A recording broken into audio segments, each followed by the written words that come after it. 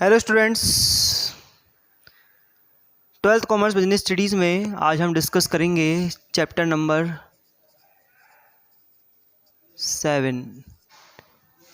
ये आपका marketing unit का ही एक चैप्टर है जिसमें आप 3 चैप्टर डिस्कस करने वाले हैं। पहला हम मार्केटिंग पढ़ चुके हैं, दूसरा है नंबर 2 पे जिसको हम चैप्टर नंबर 7 के फॉर्म में पढ़ रहे हैं और इसका नाम है सेल्स प्रमोशन। सेल्स प्रमोशन को विक्रय संवर्धन भी कहते हैं, हिंदी में विक्रय संवर्धन कहते हैं इसको।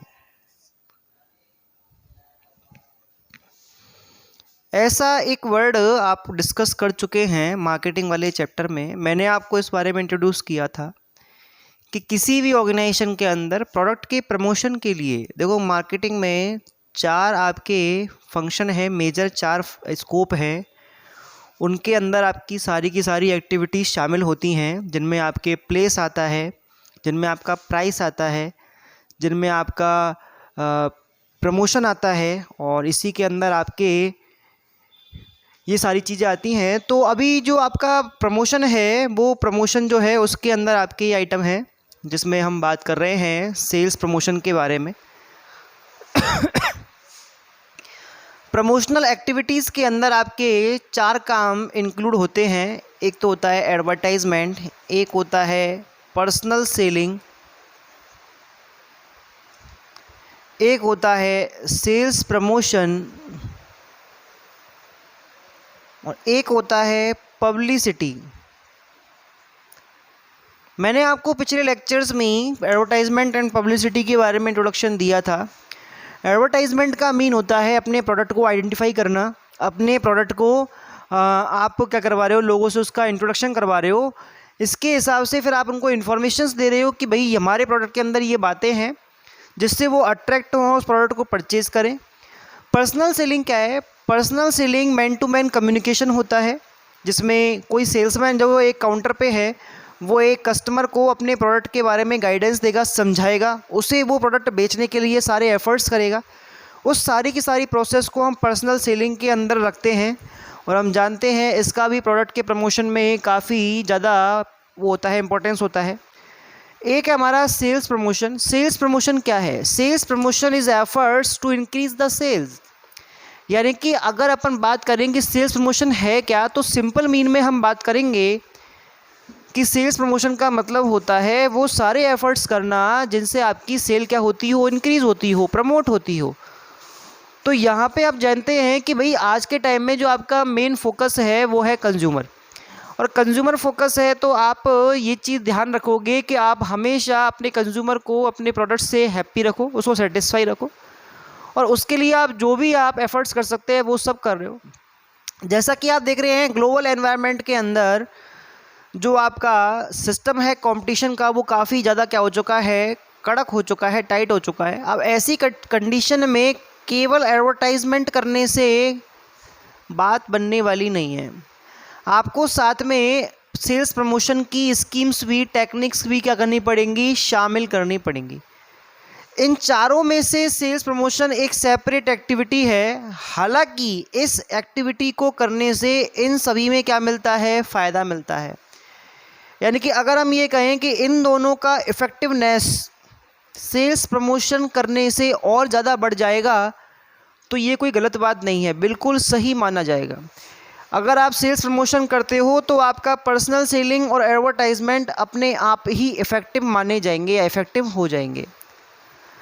अगर हम बात करें सेल्स प्रमोशन के बारे में, तो सेल्स प्रमोशन को बोलते हैं हम sales promotion is the group of activities। इसमें बहुत सारी एक्टिविटी शामिल हैं other then advertisement, personal selling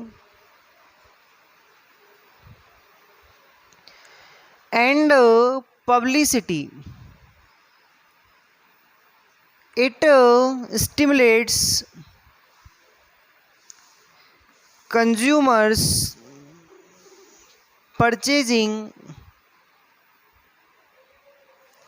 and dealers effectiveness।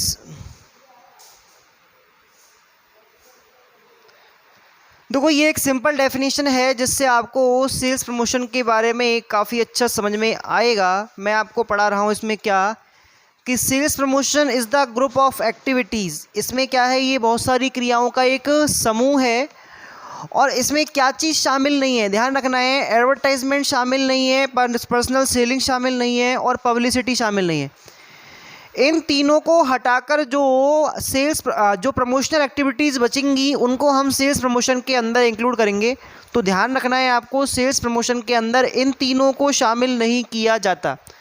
इन तीनों में सेल्स प्रमोशन शामिल हो सकता है, ध्यान रखना है हमको। और वो कैसे होगा बताऊंगा मैं आपको। It stimulates consumers purchasing and dealers effectiveness. एक एग्जाम्पल लेते हैं हम जिससे आपको ये चीज़ बेटर समझ में आएगी। माना कि एक कंपनी है और कंपनी का नाम है एवीसी लिमिटेड, और एवीसी लिमिटेड जो है वो अपने प्रोडक्ट की सेल को बढ़ाने के लिए कुछ प्रमोशनल टेक्निक्स लॉन्च कर रही है। और उन प्रमोशनल टेक्निक्स में हम बात कर रहे हैं एक टेक्निक के बारे में जिसका नाम है प्रीमियम। एवीसी लिमिटेड जो है वो क्या करती है, अपने प्रोडक्ट के साथ प्रीमियम देती है। जैसे हम बात करें कि एवीसी लिमिटेड क्या कर रही है, इलेक्ट्रॉनिक प्रोडक्ट्स में डील करती है। इलेक्ट्रॉनिक्स प्रोडक्ट्स में क्या कर रही है, डील कर रही है। इसने क्या किया कि एक रेफ्रिजरेटर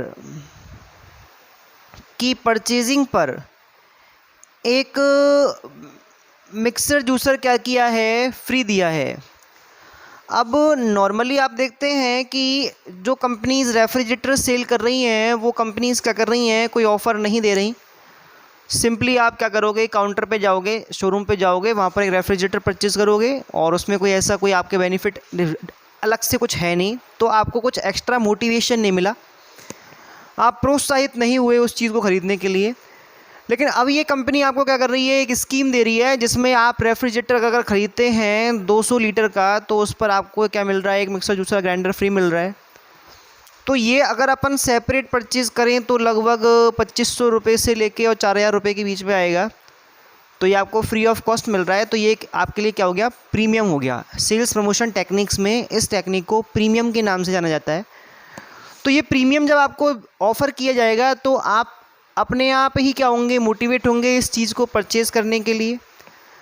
अब ये आपकी एक सेल्स प्रमोशन टेक्निक है, ठीक है।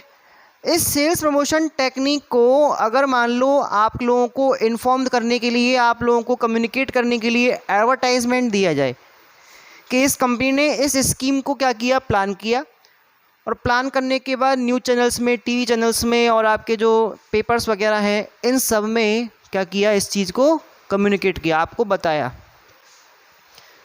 तो नॉर्मल जो एडवर्टाइजमेंट होते हैं उनको हम इजीली क्या नहीं करते, ध्यान नहीं देते। लेकिन जो आपके स्कीम्स वाले, ऑफ़र्स वाले होते हैं उन पर हमारा ध्यान अपने आप ही चला जाता है। तो आपका जो एडवर्टाइजमेंट है वो कंज्यूमर के माइंड में ज़्यादा इफेक्टिव हो रहा है और उसकी परचेजिंग को इफ़ेक्ट कर रहा है, ठीक है। तो इससे आपका जो एडवर्टाइजमेंट है वो पहले की बजाय बेटर होगा, कस्टमर इस पे ज़्यादा ध्यान देगा बजाय नॉर्मल एडवर्टाइजमेंट के जो किसी तरह की स्कीम्स या प्रीमियम से लेस नहीं है। तो ऐसी कंडीशन में क्या होगा कि यहाँ पर आपका जो एडवर्टाइजमेंट है वो अच्छा हुआ। दूसरी बात, अगर हम बात करें पर्सनल सेलिंग के बारे में, तो जब आप किसी काउंटर पर परचेजिंग करने जाते हो तो वहाँ पर आपको केवल एक तो प्रोडक्ट के बारे में बताया जाए और उसी के बारे में डील कर दिया जाए, ट्रांजैक्शन कंप्लीट, ठीक है। एक आपको प्रोडक्ट के साथ मिलने वाली स्कीम्स, ऑफर्स के बारे में बताया जाए, तो आपके माइंड पे उस सेल्समैन की बातों का एक अलग, एक पॉजिटिव इफेक्ट पड़ता है। यानी कि जो पर्सनल सेलिंग कर रहा है, यानी कि जो सेल्समैन है उसका पर्पज़ पूरा होने वाला है। सेल्समैन का पर्पज़ होता है कि अपनी सेलिंग आर्ट के माध्यम से कैसे भी कैसे जो आप प्रपोज, जो आपका प्रोडक्ट है उसको आप कैसे भी कैसे बेचें, ये उसका एक एम होता है। और यहाँ पर वो ऐसा कर सकता है। वो कैसे कर सकता है, क्योंकि यहाँ पर उसके साथ अपन ने क्या जोड़ दिया है, सेल्स प्रमोशन टेक्निक को इंक्लूड किया है। और इस चीज़ को शामिल करने से उसका जो कम्युनिकेशन होगा, उसकी जो बातें होंगी वो कस्टमर को ज़्यादा अच्छी लगेंगी, वो समझ में आएंगी और वो उस प्रोडक्ट को परचेज़ कर लेगा। तो इसका जो रिजल्ट रहा वो रिजल्ट ये रहा कि जो सेल्समैन है उसका ऑब्जेक्टिव पूरा हो गया। उसका ऑब्जेक्टिव क्या था? उसका ऑब्जेक्टिव था कि उसको प्रोडक्ट सेल करना है, और जब आपको उसने ऑफर्स के साथ उस प्रोडक्ट के बारे में इंट्रोडक्शन दिया तो आपने उस प्रोडक्ट को परचेज कर लिया। तो पर्सनल सेलिंग इफेक्टिव रही। और वो इफेक्टिव क्यों रही? क्योंकि उसमें क्या जुड़ा था? उसमें जुड़ा था सेल्स प्रमोशन। तो आप बात कर रहे हैं इन चीज़ों के बारे में कि other then advertisement, personal selling and publicity, इन तीनों को छोड़कर जो भी प्रमोशनल एक्टिविटीज़ बचेंगी आपकी, वो किस में आएंगी? सेल्स प्रमोशन के अंदर आएंगी। It stimulates consumers purchasing and dealers effectiveness, dealers की इफेक्टिवनेस को कैसे ये क्या करेगा? चेंज करेगा, कन्वर्ट करेगा। देखो इफेक्टिवनेस कब आती है? जब कोई डीलर अपना माल बेच ही दे तो ये उसका एक पर्पज़ पूरा हो जाता है। तो यहाँ पर आपने बात की थी पर्सनल सेलिंग के अंदर कि एक तो सिंपली किसी प्रोडक्ट को इंट्रोड्यूस करना, एक स्कीम्स के साथ इंट्रोड्यूस करना। तो यहाँ पर जो इफेक्टिवनेस है डीलर की, यानी कि जो सेल्समैन है उसकी इफेक्टिवनेस बढ़ रही है कस्टमर के माइंड पे, और ऐसी इफेक्टिवनेस से क्या होगा? प्रोडक्ट आपका सेल हो जाएगा। एक बात की हमने कंज्यूमर्स परचेजिंग के बारे में। आप अपने प्रोडक्ट को, जैसे मान लो कोई प्रोडक्ट है उसका सिंपली रेट 10,000 रुपीज़ है, और एक कंपनी ऑफ़र के अंदर दे रही है कि अगर आप उसको 10,999 में परचेज़ करते हो तो उसके साथ आपको 2,500 रुपये का एक दूसरा प्रोडक्ट क्या मिलेगा? फ्री मिलेगा। तो यहाँ पर कंज्यूमर एक 999 रुपये एक्स्ट्रा खर्च करने में दिमाग नहीं लगाएगा और सीधा खर्च कर देगा, क्योंकि उसको खर्च करने से क्या हो रहा है? उसके पास एक 2,500 रुपये का दूसरा प्रोडक्ट क्या मिल रहा है? उसको फ्री मिल रहा है। तो ये जो सेल्स प्रमोशन टेक्निक है इसने कंज्यूमर की परचेजिंग को क्या किया है? इफेक्ट किया है। यहाँ पर कंज्यूमर क्या कर रहा है? थोड़े एक्स्ट्रा पैसे खर्च करने के लिए भी क्या हो रहा है? तैयार हो रहा है। और ये सारी की सारी तैयारी, ये सारी की सारी इफेक्टिवनेस केवल किससे आ रही है? सेल्स प्रमोशन टेक्निक के थ्रू आ रही है। ठीक है, तो सेल्स प्रमोशन के बारे में आई हो आपको अच्छा समझ में आया होगा। नेक्स्ट लेक्चर में डिस्कस करेंगे आगे ये बातें।